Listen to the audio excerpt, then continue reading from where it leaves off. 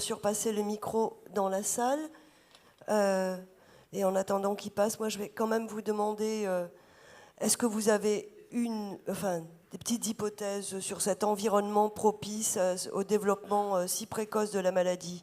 À quoi pensez-vous? À des facteurs infectieux, à des facteurs alimentaires, à des facteurs plus proches, s'il vous plaît, plus forts? Alors, il y a très longtemps, enfin, les années 80, le B27 était impliqué parce qu'il y avait des similitudes avec certains germes intestinaux. Il y avait des réactions croisées. Il y avait des réactions croisées qui faisaient que les germes qui pénétraient n'étaient pas reconnus ou mal reconnus, parce qu'ils avaient des similitudes avec des molécules que nous avons. Le B27, c'est des antigènes qui sont sur les cellules. D'accord. C'est le HLA. Oui. C'est des cellules. Donc, si vous voulez, ça veut dire qu'il ne reconnaît pas une espèce de mimétisme et qui déclencherait des réactions inflammatoires. On ne sait pas trop comment ça se déclenche et qui aboutirait donc à l'affection. Ça a été un petit peu abandonné et puis je pense que ça revient. Ça revient parce que quand le microbiote, à la naissance, déjà, vous l'avez de votre mère. Et en le microbiote, c'est la flore intestinale. C'est tout ce qui est germes intestinaux.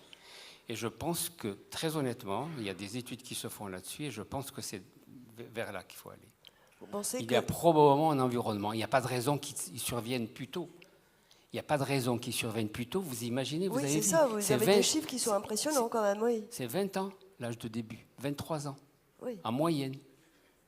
En moyenne. Ça ne veut pas dire qu'il n'y en ait pas à 40 ans, non, mais en moyenne, c'est 23 ans. Donc, il y a un environnement propice au déclenchement et à l'éclosion de cette maladie. D'accord. Et alors, des questions? Je vais pas Oui, madame, madame et madame. Je ne sais pas qui est dans la salle qui peut passer le micro à part Isabelle. Oui, madame, on vous est. Oui, allez-y, je vous en prie. Bonjour. Vous parlez, là, les médecins qu'on voit parlent beaucoup du type HLA B27 pour les spondyloarthrites. Et il faut savoir qu'il y en a d'autres aussi.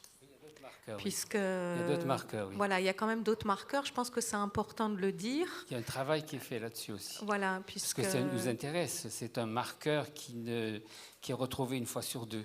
Oui. Donc, et puis ce marqueur-là, il est intéressant pour la raison très simple, c'est qu'il est aussi fréquent chez les sujets qui sont B27, mais ça ne nous apporte pas grand-chose, mais surtout chez les sujets B27 négatifs, c'est-à-dire qu'ils n'ont pas le B27. Ils ont un autre antigène de surface. Voilà, donc moi par exemple, je n'ai pas le HLA B27, je suis négative, mais j'ai le HLA B55, c'est ça, qui est aussi reconnu dans les spondylois. Le B27 et le B55, c'est des réactions croisées, c'est un petit peu comme le B7. Il y a plein d'antigènes qui ont des réactions croisées. Ils partagent des domaines communs. Des domaines communs qui font que, ils ont des similitudes, mais ils sont différents. Ils ont des particularités, ils ont des points communs, mais ils ont des particularités. Cette particularité, c'est le B27. Oui. Et dans le B27, il y a autre chose aussi. Ils partagent des choses en commun. Non, je pensais à d'autres moyens de diagnostic récents, génétiques, qui mettent en évidence l'existence d'anticorps spécifiques, d'anticorps qui seraient un petit peu particuliers et qui sont recherchés avec des techniques très particulières et qui sont aussi fréquentes chez les sujets qui sont B27 que les sujets B27 négatifs, et ça nous apporterait chez les sujets B27 négatifs un élément de compréhension en plus pour pouvoir poser le diagnostic. Oui, donc on a des recherches à faire encore pousser dans ce domaine-là. Oui, mais le B27...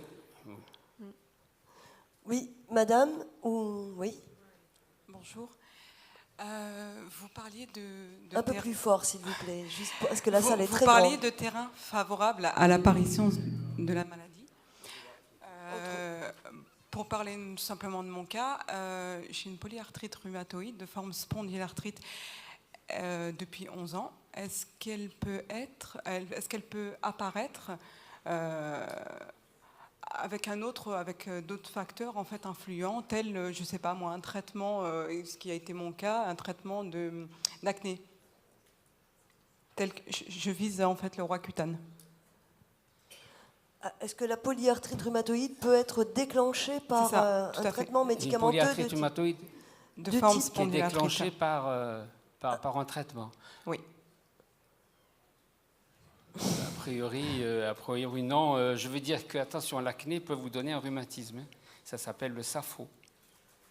Donc, C'est la maladie, vous voulez dire la maladie elle-même, c'est-à-dire Oui, oui. non pas le traitement contre l'acné, ce traitement mais qui a été avez, très débattu. Vous avez des manifestations rhumatismales qui accompagnent l'acné. Ok. Très bien.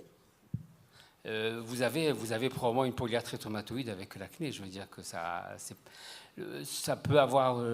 je ne sais pas, très franchement, je ne peux pas vous répondre. Si le traitement peut... a priori, ce n'est pas décrit. Hein. Il n'y avait C'est pas absolument rapporté. pas de signes démonstratifs, hein, Pardon ? mais il n'y n'y avait avait pas pas de du signes. tout de signes démonstratifs. Vraiment, tout est apparu en fait à la suite de ce traitement. Vous n'avez Je sais pas. pas de réponse, Non, pas je peux d'autres pas. cas. Est-ce qu'Olivier Brock est encore Je peux dans pas la vous salle répondre. et a des cas similaires à nous? Non, il y a, Non, il est parti. non, je- D'accord. Olivier a dû partir. Ok. Oui, Hein. je Donc peux pas de cette répondre. question. Bon, malheureusement, on est court. Moi, je voulais juste demander pourquoi il n'y a que 10% d'anti-TNF de personnes sous C'est traitement. l'accessibilité. Non, parce qu'on disait L'accessibilité aux soins. qu'en Algérie, justement, il n'y avait pas trop de freins, m'avait-on dit. Non, il n'y a pas de frein, mais c'est des médicaments qui ne sont pas disponibles dans les officines, qui n'existent que dans certains centres hospitaliers. Trop rare. Et vous ne pouvez pas, le budget de l'hôpital ne vous permet pas de prendre en charge tout le monde. Voilà, c'est une réalité, malheureusement.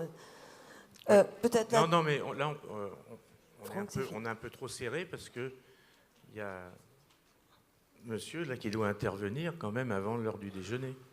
Absolument. Voilà, on a pris un peu de S'il te plaît. retard, je suis désolée, mais des questions, vous restez avec nous un petit peu, de toute façon, même dans la pause, donc vous pourrez venir les poser. Ok. Voilà, merci infiniment, docteur Merci, Ludy, pour merci. votre présentation.